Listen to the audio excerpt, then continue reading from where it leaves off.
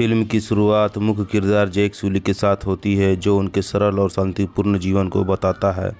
Pandora ने अपने परिवार के साथ प्रमुख के रूप में उन्होंने नियुक्त किया है और उनकी पत्नी नतीरी की कुल 5 बच्चे हैं। 2 बेटे नेत्यम और लोक, एक बेटी उनकी गोद ली हुई है बेटी कीरी और एक मानव लड़के का नाम स्पाइडर है।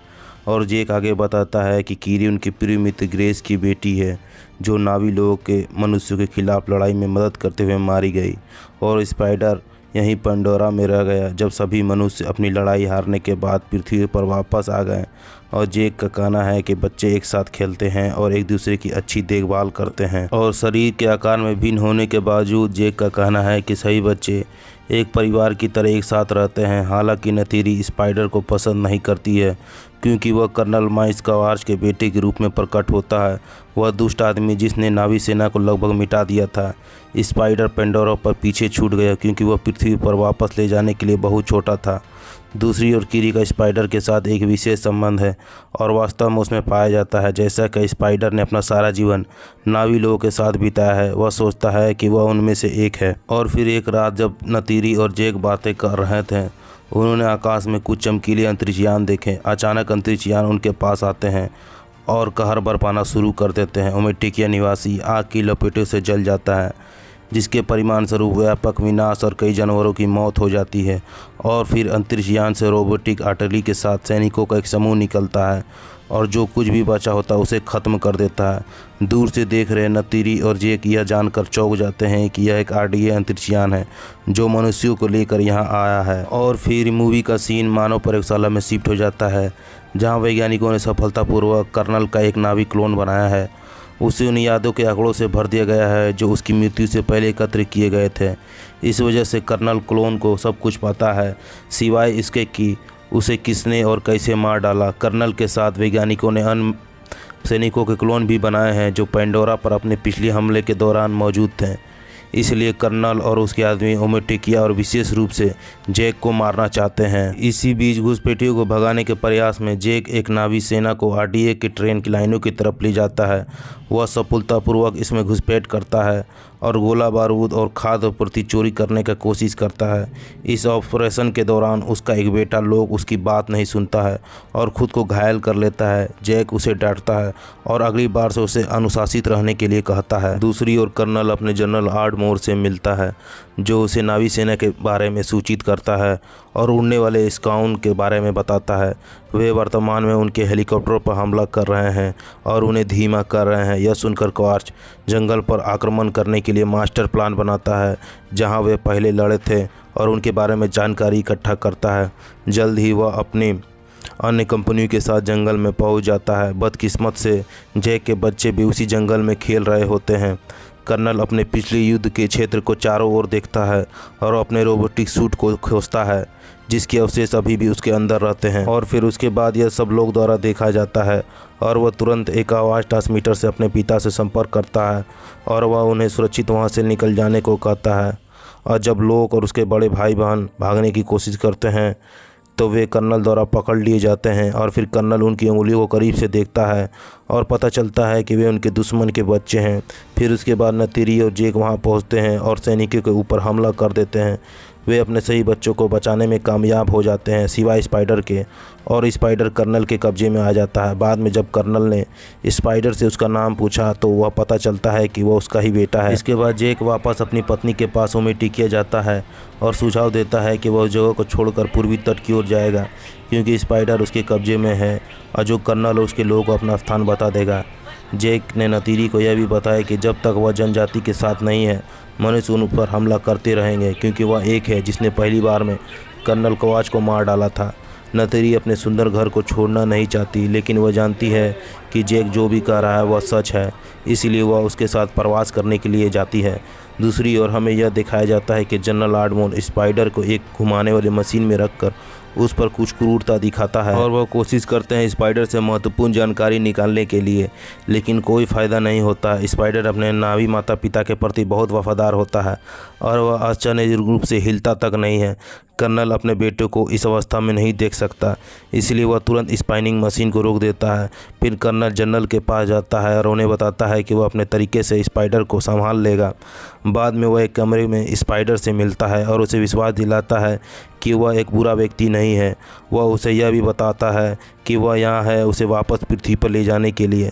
यह स्पाइडर के दिल को खुश कर देता है और वह अंत में उसे वह जानकारी बताने के लिए राज़ी हो जाता है जो वह चाहता है। अगले सीन में जैक और उसका परिवार अपने घर को छोड़ देता है और अपने स्काउन में बैठकर उड़ जाता है। उड़ान भरने के बाद कुछ दिनों के बाद वे अंत में मेटेकाइना नामक स्थान पर पहुंचते हैं जहां एक और नावी जनजाति रहती है। आश्चर्यजनक रूप से यहां रहने वाले नावी का रंग फीका होता है। वे पानी में रहना पसंद करते हैं और वे लोग जैक और उनके परिवार को देखकर मजाक उड़ाने लगते हैं। जल्दी जनजाति का मुखिया टोनोवारी अपनी पत्नी के साथ वहां पहुंचता है। वह जैक और उसके परिवार के बारे में संदेह महसूस करता है और उन्हें बताता है कि वे पानी में जीवित रहने के लिए लायक नहीं हैं। हालांकि अपने परिवार को बचाने के लिए बेताब जैक वादा करता है कि वह इस जगह में अच्छे से रहेगा और बताता है कि कैसे कुछ मनुष्य हमारा पीछा कर रहे हैं। यह सुनकर टोनोवारी अंत में उन्हें रहने देने के लिए सहमत हो जाता है और उन्हें रहने के लिए जगह दे देता है और वह अपने बच्चों को जैक के बच्चों को तैरने के लिए सिखाने को बोलता है। और यह सुनकर टोनोवारी के बच्चे जैक के बच्चों को समुद्र की ओर ले जाते हैं और अपनी मूल बातें सिखाना शुरू करते हैं। इसी बीच लोआक एक शरारती समुद्री जीव से जुड़ने की कोशिश करता है लेकिन वह अपना नियंत्रण खो देता है और वह पानी में गिर जाता है जिसे देख बाकी बच्चे हंसने लगते हैं। और इधर दूसरी तरफ कीरी को समुद्र की गहराई में देखा जा सकता है। आश्चर्यजनक रूप से कीरी समुद्र में अच्छी तरह से ढल गई है और यहाँ तक कि कुछ समुद्री जीवों को नियंत्रण भी कर सकती है। अगले दिन जब कीरी पानी के नीचे ध्यान कर रही होती है तो टोनोवारी का बेटा ओनांग और उसके दोस्त उसके पास आते हैं और उसे सनकी कहते हुए उसका मजाक बनाना शुरू कर देते हैं। इस वजह से लोक वहां आता है और ओनांग को घूंसा मारता है। बाद में जब जैक को इस घटना के बारे में पता चलता है तो वह गुस्से में अपने बेटे को आदेश देता है कि वह जाकर ओनांग से माफ़ी मांगे क्योंकि वह कबीले के सरदार का बेटा है, जिससे लोग सारी कहने के लिए सहमत हो जाता है। हालांकि ओनांग उसे दूसरों के सामने माफ़ कर देता है लेकिन वह गुस्से में है, इसलिए लोगों को सबक सिखाने के लिए वह उसे तैरने के बहाने एक अनजान स्थान पर ले जाता है। और लोग पूरी तरह से बेखबर है कि उस क्षेत्र में खतरनाक समुद्री शिकारी मछली हैं। थोड़ी देर बाद जब लो एक मछली पकड़ रहा होता है तब एक बड़ा शिकारी मछली तेज़ी से उस पर झपटता है। लोग डर से मदद के लिए चारों ओर देखता है लेकिन किसी को खोजने में नहीं पाता है। लेकिन तभी पायाकान नाम का एक विशालकाय जीव उसे बचाने के लिए आता है। वह तेज़ी से अपने चौड़े सिर की मदद से शिकारी मछली को मार डालता है। और यहाँ हमें पता चलता है कि पायाकान एक शांत और बुद्धिमान प्राणी है। इसमें हजारों टुलकुन हैं और वही जिसे मेटेकाइना अपने आत्मीय परिवार के रूप में मानते हैं। पायाकान उनमें से सबसे बड़ा और सबसे शक्तिशाली है। इसी बीच पायाकान द्वारा लोग को सतह पर लाया जाता है और लोग पायाकान की हार्पून खींचकर मदद करता है जो उसे दर्द पहुंचा रहा होता है। यह दोनों एक सुंदर बंधन बनाते हैं और एक दूसरे की दोस्ती करते हैं। बाद में लोगों को समुद्री तट पर पहुंचता है तो उसे टोनोवारी द्वारा बुलाया जाता है और उसे अपने बेटे के द्वारा छल कपट के बारे में पता चलता है और वह चाहता है कि ओनांग माफ़ी मांगे, लेकिन उसके लिए वह खुद को जिम्मेदार ठहराता है और झूठ बोलता है कि ओनांग का इसका कोई लेना देना नहीं था। और यह अंत में समझता है कि नए नावी लोग बुरे नहीं हैं। और बाद में लोआक अपने दोस्तों के साथ फिर से जुड़ता है और बताता है कि कैसे पायाकान ने उसकी जान बचाई, लेकिन उसकी बातों पर कोई भी विश्वास नहीं करता है। इसके बजाय वे बताते हैं कि पायाकान एक हत्यारा है और इसलिए वह दूसरे तुलकुन द्वारा बाहर कर दिया गया है। और दूसरी तरफ स्पाइडर कुछ नावी संस्कृति के बारे में कर्नल को बताता है और उसे हेलिलुजा ले जाता है और यहाँ एक स्कोन का चयन करने का दावा करता है। पहले तो कर्नल उस संघर्ष करता है लेकिन बाद में उस पर काबू पा लेता है और कुछ समय बाद उसे जैक के संभावित स्थान के बारे में भी जानकारी मिलती है और वह अपनी सेना के साथ मेटेकाइना रीफ की ओर जाते हैं। और वहाँ वह कुछ पानी नावी का सामना करते हैं और पूछताछ करते हैं कि क्या वे जैक को जानते हैं। तब नावी कहते हैं कि नहीं, हम इसे नहीं जानते हैं। लेकिन दुष्ट मनुष्य एक उल्लू को मार देते हैं और नावी लोग के घरों को जला देते हैं। इसके बावजूद नावी लोग अपने बयान पर कायम रहते हैं और फिर कोई विकल्प नहीं बचने के कारण कर्नल अपने टीम को प्लान बी के लिए जाने के लिए बताता है। वह चाहता है कि बड़ी संख्या में टुलकुन को मार डालो। उम्मीद है कि यह अंततः जैक को बाहर निकाल देगा। और फिर जल्द ही समुद्री शिकारी टुलकुन का पीछा करना शुरू करते हैं और उनमें कई ट्रैकर्स मारते हैं और उन्हें हार्पून से वार करते हैं। और यहाँ पर हमें एक दिल दहला देने वाली घटना हम देखते हैं, जहाँ एक माँ टुलकुन की क्रूरता से मौत के घाट उतार दिया जाता है, जबकि उसकी सुल्तान बेबी टुलकुन उसके पास ही लेट जाती है। इसके बाद फिर मनुष्य टुलकुन को ट्रैकर सहित समुद्र में छोड़ देते हैं। और फिर जब मेटेकाइना के लोगों को पता चलता है कि उनके दोस्त मारे जा रहे हैं, तो वे क्रोधित हो जाते हैं और हमलावरों से लड़ने का फैसला करने लगते हैं। लेकिन जैक ह्यूमंस के बारे में नाविस को बताता है कि वे कितने खतरनाक हैं, और फिर नाविस को बोलता है कि टुलकुन को बचाने के लिए ट्रैकर्स के बारे में टुलकुन को बोला जाए, और उन्हें यहाँ से जाने के लिए बोलते हैं। फिर जैसे ही लोग इसे सुनता है, वह तुरंत अपने सबसे अच्छे दोस्त पायकान को बचाने के लिए चला जाता है, और आयनोंग और कुछ लोग भी उसके साथ शामिल हो जाते हैं। थोड़ी देर के बाद वे पायकान से मिलते हैं और ट्रैकर उसे बाहर निकालने की कोशिश करते हैं, लेकिन तभी कर्नल और उसका शिकारी दल अपने व्हेल शिप के साथ वहां पहुंचता है, और उन्हें देखने के बाद लोग अपने पिता को अपनी स्थिति के बारे में सूचित करता है। और इसके बाद लोग और उसके दोस्त पायकान के हार्पून बाहर निकालने की कोशिश करते हैं। इसके बाद वे पानी के नीचे छिप जाते हैं, जबकि कर्नल दल उनकी सलाह शुरू कर देता है। इसी बीच जैक टोनोवारी के पास जाता है और उसे बताता है कि उनके बच्चे गायब हैं, जिसे सुनकर टोनोवारी अपने लोगों को जल्दी से युद्ध के लिए तैयार करने का आदेश देता है। जैक और नतीरी भी अपने हथियार उठा लेते हैं और जल्द ही वे सभी सामूहिक रूप से युद्ध के मैदान की ओर बढ़ जाते हैं। और इधर कर्नल जैक के बच्चों को खोजते हुए कीरी और टूक को ढूंढते हैं और उन्हें एक जाल में कैद कर लेते हैं। और इसके बाद कर्नल जहाज में आता है और रेलिंग बंद कर देता है। फिर वह लॉक्स में कॉलर टर्मिनेटर लेता है और जैक को अपने बच्चों की सुरक्षा के लिए आत्मसमर्पण करने के लिए कहता है। और कोई विकल्प नहीं होने पर जैक उसकी शर्तों को मान जाता है। और उसी समय पायकान देखता है कि लोग की हथकड़ी लगाई गई है।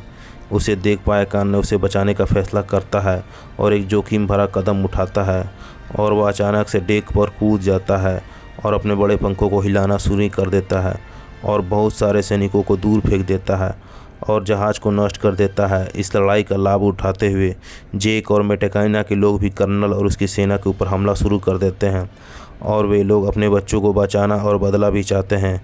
इसी बीच स्पाइडर व्हेल शिप के नियंत्रण को तोड़ देता है, जिससे व्हेल शिप चट्टानों से टकरा जाती है और इसके अंदर पानी भर जाता है। जिसके बाद जैक और उनके सबसे बड़े बेटे नित्याम जल्दी से डेक पर चढ़ते हैं और लोग टूक और कीरी को मुक्त करते हैं। फिर वे बच्चे को सुरक्षा के लौटने का आदेश देते हैं, लेकिन लोग मना कर देता है और अपने ह्यूमनॉइड भाई स्पाइडर को बचाने का फैसला करता है। और जिसके बाद नित्यम भी उसके साथ जुड़ जाता है और थोड़ी देर खोजने के बाद उन्हें स्पाइडर मिलता है। लेकिन जब वे जहाज़ छोड़ने वाले होते हैं तो कर्नल नोटिस करता है और ओपन फायरिंग स्टार्ट कर देता है, और दुर्भाग्य से नित्यम को एक गोली लग जाती है और वह गंभीर रूप से घायल हो जाता है। जिसके बाद लोक और स्पाइडर तुरंत उसी किनारे पर अपनी मां के पास ले जाते हैं, लेकिन अत्यधिक खून बहने के कारण नित्यम मर जाता है। और अपने बेटे को अपने आंखों के सामने मरता देख नतीरी जोर से रोने और चिल्लाना शुरू कर देती है। इसी बीच दुष्ट कर्नल कीरी और तोक को अपने तिरछेपन का उपयोग करके पकड़ लेता है, और जिसके बाद कर्नल जे को बताता है कि उसकी दोनों बेटियां उसके साथ हैं। यह जानने के बाद जे उसी तरह नतीरी को नीचे बुलाता है और अपने साथ शामिल होने और अपने बेटी को बचाने के लिए राजी करता है। जिसके बाद नतीरी धनुष और तीर पकड़ लेती है और जहाज़ की ओर उड़ जाता है। जिसके बाद जेक जहाज़ के पास पहुंचता है और जहाज़ में एक स्फोटक डाल देता है, जिससे कर्नल के आदमी मारा जाता है। और उसके बाद नतीरी भी वहां आती है, जो बाकी बचे मनुष्यों पर तीर चलाना शुरू कर देती है और उन्हें तुरंत मार देती है। इसी बीच जैक अपनी छोटी बेटी टूक को ढूंढता है और उसे वहां छुड़ा लेता है, लेकिन कर्नल किसी की गर्दन में चाकू रख देता है, जो कि कीरी होती है, और जैक के हथियार डालने की धमकी देता है, और फिर जैक को मजबूरन अपना हथियार डालना पड़ता है। इसी बीच नतीरी एक तामसिक, जो कि नाविलों का हथियार होता है, स्पाइडर को पकड़ लेती है और उसे मारने की धमकी देती है। लेकिन कर्नल नतीरी को यह बताता है कि उसका स्पाइडर से कोई संबंध नहीं है। लेकिन जब नतीरी स्पाइडर की छाती में एक छोटा सा कट लगाती है तो वह तुरंत कीरी को छोड़ देता है। इसके बाद नतीरी और उसका परिवार वहां से जाने लगता है, लेकिन कर्नल जैक को बताने लगता है कि वह फिर से जैक को खोजेगा और बाद में उसे मार डालेगा। जैक को लगता है कि वह शांतिपूर्ण जीवन जीने के लिए उसे कर्नल को ख़त्म करने की ज़रूरत है, इसलिए वह इस बार युद्ध के मैदान में लौटता है और यहाँ एक क्रूर लड़ाई होती है। लेकिन अंत में हमारा नायक जैक को मजबूत होता है। वह कर्नल की गर्दन के चारों ओर अपनी बाहें लगा देता है और उससे वह बेहोश कर देता है। जेक समझता है कि वह मर चुका है और उसे पानी में डूबने देता है, लेकिन फिर जेक भी सांस लेने के लिए संघर्ष करता है और नीचे की ओर डूबने लगता है। लेकिन उसी समय लोग उसके बचाव में आता है और उसे वापस सतह पर लाता है, और फिर बाद में पायकान जेक को सतह में लाता है और फिर पूरे परिवार को उन्हें किनारे पर लाता है। दूसरी ओर स्पाइडर भी अपने जैविक पिता को पानी से बाहर निकलता है और उसे जान बचाता है, लेकिन जब कर्नल ने उसे अपने साथ जाने को कहता है तब स्पाइडर मना कर देता है और अपने नावी परिवार के पास वापस लौट जाता है। और फिर अंतिम सीन में हमें जेक का परिवार और पूरी मेटेकाइना जनजाति नेत्याम के शरीर को समुद्र के तल पर दफन कर देता है। फिर उसके बाद जेक लाइट ट्यूब से अपने बेटे के साथ बिताए अच्छे दिनों को याद करता है और उसे महसूस होता है कि नेत्याम अपने देवताओं के साथ स्वर्ग में है।